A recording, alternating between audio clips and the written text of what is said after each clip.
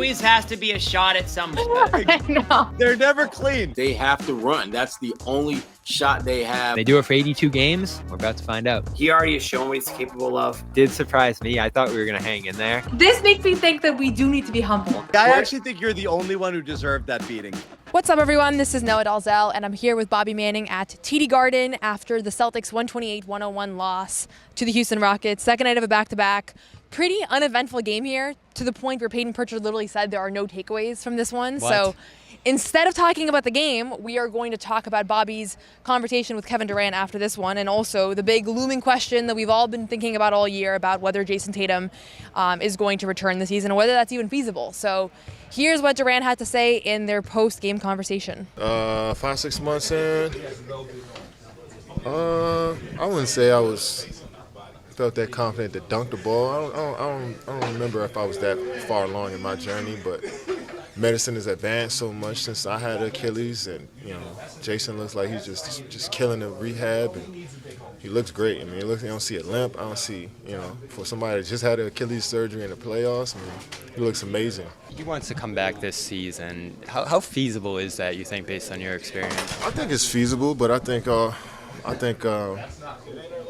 it's good to have that option on the table to know that he can come back, but it's such a long ways away from now. I just feel like just taking it day by day and see what happens with the team, see what happens with his body, and make a decision at a later date.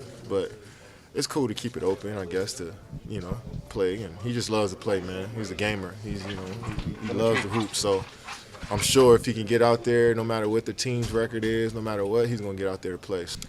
Just the speed of the game, to be honest,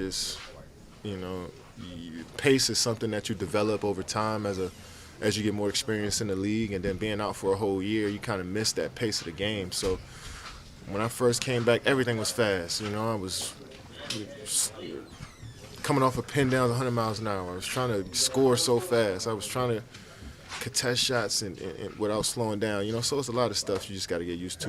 But I feel like the pace is the biggest thing, and once you understand the flow of the game, and everything else comes pretty easy for you. So I've been looking forward to this.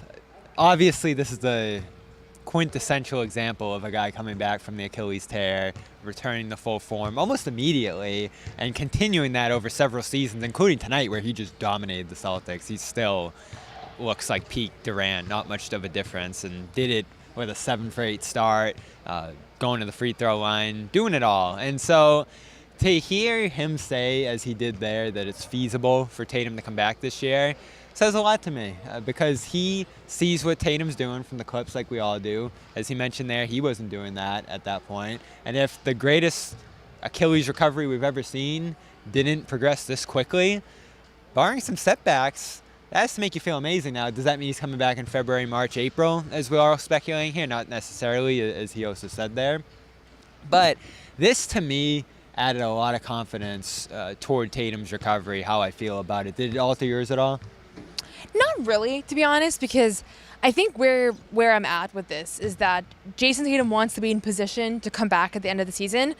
I would be surprised if he's not. Like, if the season ends and he never got cleared, or at least was in a position where he could play, I'd be surprised. So you're already super optimistic. That's where I'm at, because all we're hearing is that he's ahead of schedule, he's feeling great, and I think I gave him another chance when I spoke to him earlier this week of is this still your goal? And he could have said, it probably not, or whatever, but it's still his goal, right? So he still thinks that he's on track, and one of the things that I've gathered from talking to doctors and experts in this field is that there's a lot of progress early on, and then you hit a period around the 5-month mark where it starts to plateau. And then it's every day you're getting just a little bit better, a little bit better. So he's hitting the tough period now mentally, where he's walking, he's running, he can dunk, he can do the basic things, but he's still really far away from playing basketball, and now he's gonna see the progress, really go slowly. So I don't think Durant would have ever ruled him out or said, it doesn't seem realistic to me, but he's an interesting perspective, because not only has he gone through this, but we also know that they're really good friends, and I think that he's been a confidant of his. He took a ton of time as well, which I think we all wondered, all right, did that allow him to be so successful, the fact that he missed 15 months before returning? And a lot of that was the schedule from people I've talked to. He didn't come back for the bubble. He took his time coming back the next season because it was so soon after the bubble. And so he had a weird setup where he was able to ease in over a massive amount of time there. As you've mentioned, it doesn't make a ton of sense to miss more time than you necessarily need to coming back. Yeah, I mean, again, the way I view this, and this is just like my conjecture, but if you are Jayson Tatum and you're feeling really good come March and the Celtics are out of the playoff race altogether, and maybe you think to yourself, I know that this year is a wash, but I'm going to come back next year and I want to make a title run. Will it help me to get 10 games under my belt at NBA speed where I'm playing 20 minutes a night, or will it hurt me? That could be the calculus. It might not be as exciting as we're making it sound right now. It might not be Tatum's coming back and he's leading you to a conference finals run. It could just be that.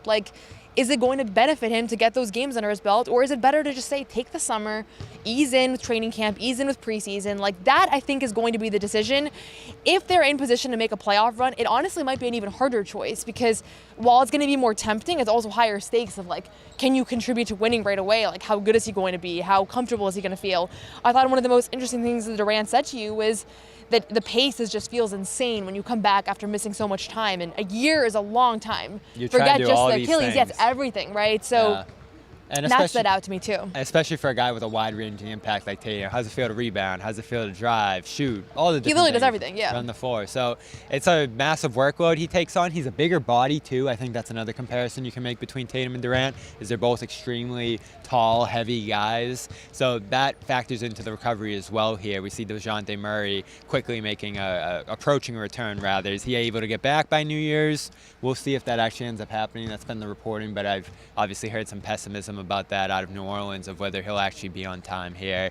The only other thing, we talked for a little bit off the camera, and he mentioned that Dr. O'Malley, who performed the surgery on Tatum as well as Durant, as I've heard, has done more of the new school procedures here, which is something I was told pretty early on when he was mentioned as the doctor who performed Tatum's surgery. The speed bridge thing, which I've heard bounced around. Obviously, we don't have confirmation of it yet, but Durant says he heard that Tatum Lillard went with a more minimally invasive procedure than he went through, which was tearing the Achilles open and fully repairing it, which Sounds obviously awful. led to a Sounds terrible. massive year-long recovery there. So that was significant to me, along with the fact that he had to change his game a little bit coming back, which he's discussed, but he still looks like Durant. It's not all that different from what he used to he be. looked incredible tonight, that's Yeah. for sure. Poor Hugo Gonzalez, who got some early minutes on Durant. It was different than the Jalen Brunson, Cade Cunningham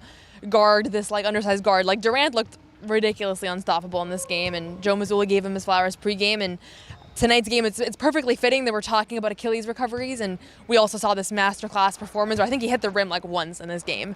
So we'll see what happens with Tatum. We're probably going to get a little bit more insight as the year progresses around whether that's what they're still eyeing.